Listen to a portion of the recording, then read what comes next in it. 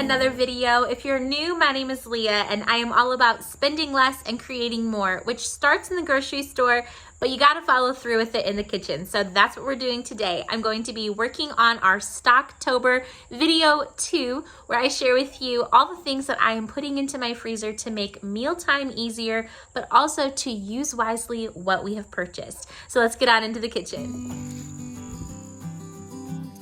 I'm gonna share with you here my agenda. Hopefully I can get to everything today. I wanna do some soup beans with some mustard greens and pork chops to make a really easy lunch prep. I also wanna get some tortilla soup done, get some shredded chicken, as well as some breakfast option like banana bread muffins. I might do some baked oatmeal. So let's try. We'll see what all I can get to. I'm gonna start with the beans. Normally I like to do my chicken in the Instant Pot, but I'm doing 2 different things that need to have quite a bit of cook time. So the beans are going to take longer. So that is what I'm using the Instant Pot for. Now in here, I'm also going to put in a big chunk from our frozen bacon ends. It's gonna completely defrost in here and cook at the same time as that and give it some really good flavor. Put in a little bit of onion. I'm gonna do some extra water too. Then you can see there's a few inches of water above all the beans. I'm gonna go for an hour. For the chicken, I have boneless, skinless chicken breast. The Tyson is not normally what I purchase. I like to get whatever is on sale. This one was actually down to $10 for the whole pack. But $2.99 for a regular price is just hard to imagine being normal now, because we used to pay $1.99 full price. So anyway, here we are. I'm gonna put all of this into my pot with water and let that boil until it's nice and tender and cooked through. Next, I'm going to do some banana nut bread, and I'm actually going to double this recipe. I have 6 bananas here. We're going to use these nice soft ones I got on clearance. Here, I'll show you the price I got them for too. Bought these in my last grocery haul I shared. I'll have that down in the description box for you as well if you want to see that. But 42 cents a pound. So I got those. And we're going to need some flour. If you're using all-purpose flour, you'll just have to add some baking powder to it. We need sugar, vegetable oil. This is a really old cookbook. It called it salad oil. Milk, eggs. You can use nuts if you want. And then of course the bananas, like I said. So I have my oven at 350 right now, preheating. We're going to do 2 loaf pans. Looks like this didn't get all the way clean in the dishwasher. Okay, anyway, real life. So we're going to grease those. I'm gonna mash the bananas. One thing that I love to do whenever I have purchased way too many bananas for the week, because my banana crazy family has all of a sudden decided not to eat bananas. Happens every once in a while. Then I will go ahead and stick those bananas in the freezer. And you can either put them in whole with the peel, or what I would rather do, what I like to do is take them out of the peel, put them into a Ziploc bag, and then smush it so that it lays flat. And that's just, it's so convenient that way.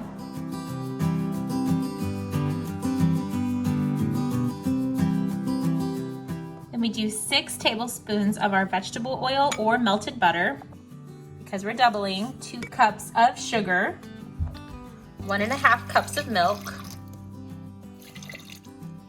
I'm gonna add in a big spoonful of sour cream, and we need 2 eggs. I'm gonna mix this all up, and then we'll add our flour. We need 5 cups of all-purpose. I like to add vanilla to it, so I'm gonna put that in there too. At this point, you can also add in chocolate chips. You can do nuts, walnuts, pecans, whatever you have on hand. So Dakota's favorite is the walnuts. I'm gonna see if we still have those, because I think he picked that up a couple weeks ago. He was really wanting them. So if we don't have those, then I'll use pecans. Woohoo!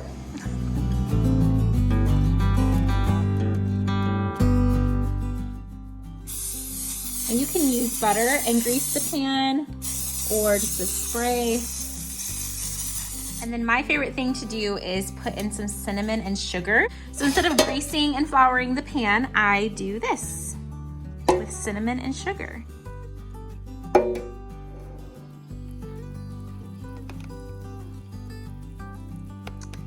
Then these are gonna go into the oven at 350 for a little over an hour.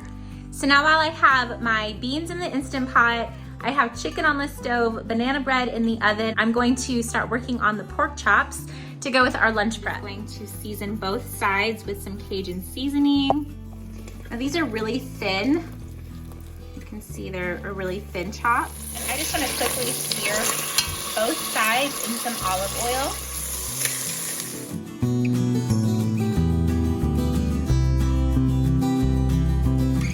Put them onto my sheet pan to bake it. Got round 2 here. Seasoned one side, that's searing. Now you do not want to get rid of all of this. There's so much flavor there. We're going to use it for our greens. Okay, so now I'm just going to put a little bit of oil on top to help keep it really juicy, and then pop this in the oven underneath the bread. Now I'm just gonna do that for about 10 minutes. I do not want it to overcook because I know that that's gonna make it more tough. I need to get these all cleaned up, make sure there's no dirt on them, and then I'm going to prep them to cook. You just wanna make sure there is no grit whatsoever. So I like to rinse them off really well in my sink and then just keep shaking them and making sure that all of it gets off. And then I will empty all the water and do that about 2 or 3 times. So now I have all of my clean chopped mustard greens. You could use turnip greens the same way. I'm adding some bacon ends to this pot. I'm also going to use just a little bit of onion. I'm chopping up kind of small, about 1/4 of a large yellow onion. I'm just going to render some more fat off of this and get it cooked just a little bit to get our pork chops out of here. You can see it's fully cooked on the inside, but they're actually pretty tender. I'm very happy. All right, I'm gonna separate out some of these bigger chunks of fat.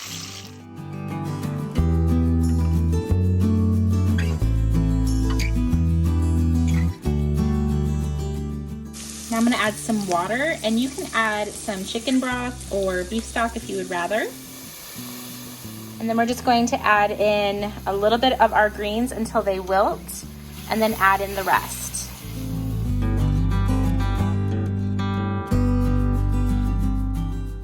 Then we're gonna add salt.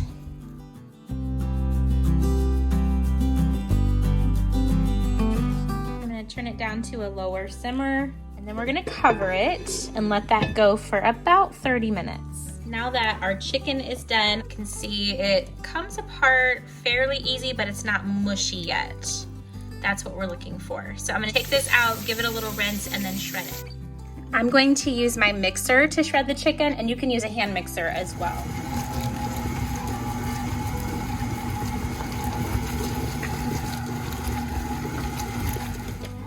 All right, I wanna get all of this fat out, so we're gonna strain it.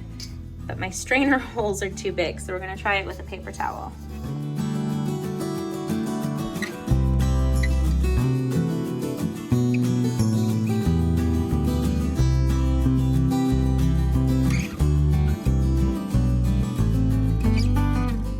And if I go slow enough, it'll keep some of it in the bowl. It worked! Look! I'm so happy. All right, you've got about another 5 minutes left on these. I'm just taking off the lid so that some of the water, some of the broth can evaporate. We've got our pork chops done, of course, and then here's our broth. I'm gonna add some seasoning and everything else to make our tortilla soup. I'm going to use some enchilada sauce. You can use green or red. Cream cheese that I'm gonna soften. Corn, some tomatoes. I like to have the ones with green chilies or the fire roasted tomatoes. Beans, you could use black beans, white beans, whatever you want, and then just a few cups of shredded chicken, or you can use ground chicken, ground turkey. I'm just gonna use about 1/2 an onion. Now the bread is out of the oven, and it took about 1 hour and 10 minutes total. The broth I have ended up being 8 cups total. I have 4 cups of shredded chicken, the onion.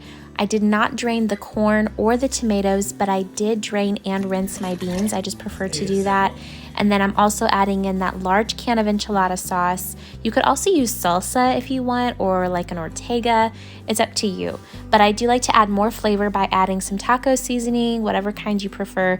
And then you can microwave some cream cheese before putting it in there to help it be extra creamy and dissolve better. This bread comes out so easy because of it being crusted like that. So good. It smells so good. I wish you could smell this. So we're just gonna let this cool and then we're gonna slice it. And then this is the rest of the chicken that I have that I did not use in the soup. So it's basically 3 equal portions. I have about 4 cups in each bag. So these smell really good. You can see all of the good broth that we have. I'm just gonna add some salt. When Dakota got in the door from work, it was so funny. He was saying how this was such a southern kitchen going on in here today. And it's true. I felt like a southern wife cooking for my southern husband with food ready when he walked in the door. Once this cools down enough, I'm going to put it into a Ziploc bag for another dinner. The banana bread turned out so good as well, so definitely give that recipe a try. Now, if it's still warm when you wrap it, it'll help lock in some moisture. Each loaf got me 12 slices.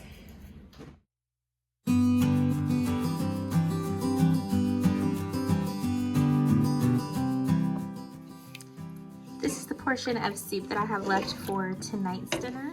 And then here is what's going into our freezer. And I'm gonna lay it flat so it freezes flat and it's easier to store. We have our soup beans. We have 2 bags of shredded chicken breast. I have 2 big loaves of banana nut bread. And then we have 5 lunches here. If you want to catch video 1 for Stocktober this year, as well as the video that I did last year stocking up my freezer, you can check out the playlist down in the description box. But I hope this was able to give you some inspiration. And of course, until the next video, I'll see you down in the comments.